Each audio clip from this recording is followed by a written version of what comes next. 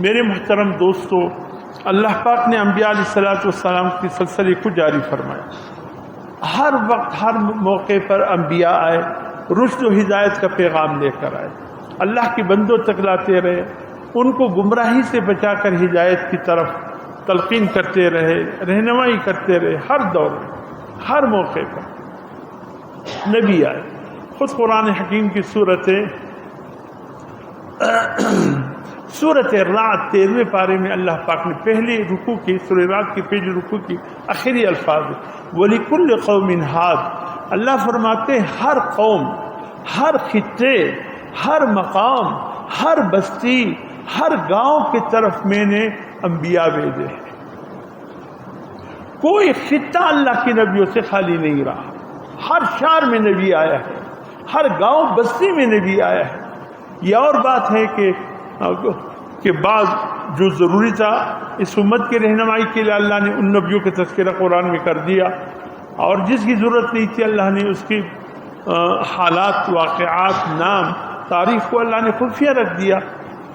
ظاہر کتنی کثرت سے انبیاء ہے، لیکن پورے قرآن میں آپ کو 26 یا 27 نبیوں کے حالات زندگی ملے گا۔ اب اتنے 1 لاکھ کم و بیش 24,000 انبیاء آئے ہیں، لیکن اس کا سب کا تذکرہ قرآن میں نہیں ہے۔ لیکن اللہ رب العزت کا فرمان ہے کہ میں نے ہر خطے کے لیے نبی بھیجا۔ اللہ ظالم نہیں ہے۔ اگر کوئی خطے والا یہ کہہ دیتا کہ بھئی میرے پاس کوئی سمجھانے والا نہیں آیا، ورنہ میں ہدایت والا ہوتا، میں ایمان والا ہوتا، میں رائے ہدایت کو پا لیتا، لیکن نبی نہیں آیا، تو یہ عذر اللہ نے سب کو ختم کر دیا۔ اب حضور صلی اللہ علیہ وسلم، حضرت عیسیٰ علیہ السلام تک دین مختلف ٹکڑوں میں آتا رہا، انبیاء بھی آتے رہے، اللہ کا پیغام بھی آتا رہا۔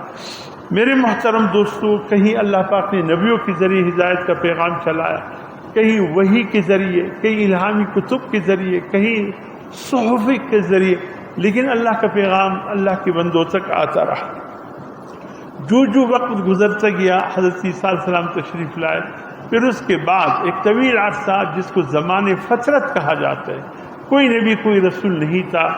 یہ تقریباً 570 سال بنتے ہیں، 570 سال، تقریباً 200 حضرت عیسیٰ علیہ السلام کے آسمانوں پر اٹھائے جانے کے 280 سال تک حضرت عیسیٰ علیہ السلام کا دین محفوظ رہا۔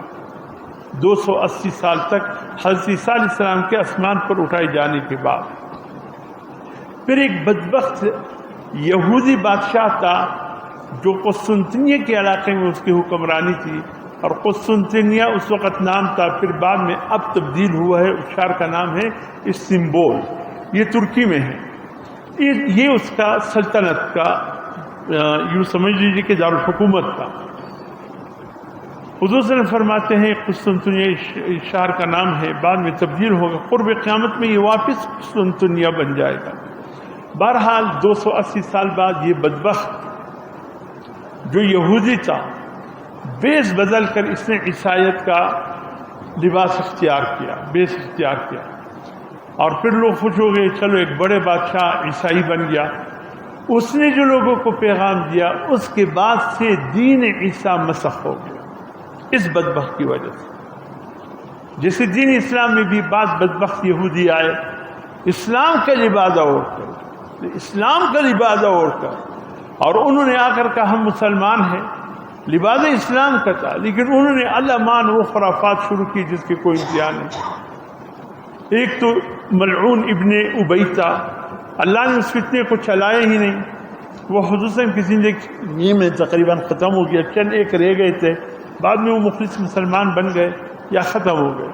اس کے بعد ملعون ابن سبا آیا، ابن سبا نے جو کرتوت جو کچھ دکھایا، آج تک ہم اس کو بھگت رہے، آج تک ہم اس کو بھگت رہے۔ بس تفصیل میں جانے کا واقعہ نہیں، آپ اشارہ سمجھ گئے ہوں گے کہ میرے کس طرف اشارہ ہے۔ تو اس قسم کے فتنے بھی اسلام میں بھی آئے، یہ تو اللہ کا فضل ہوا، حسن کی دعائیں ہیں، اللہ کا وعدہ ہے کہ قیامت تک یہ دین اسلام محفوظ رہے گا۔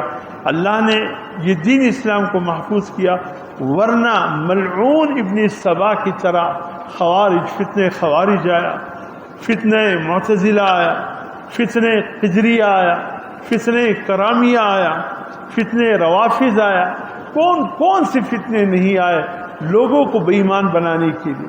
ہر دور میں ایک فتنہ ہوتا تھا، اللہ پاک پھر علماء حق کو پیدا کر لیتے، اس فتنے کا سد باب ہو جاتا۔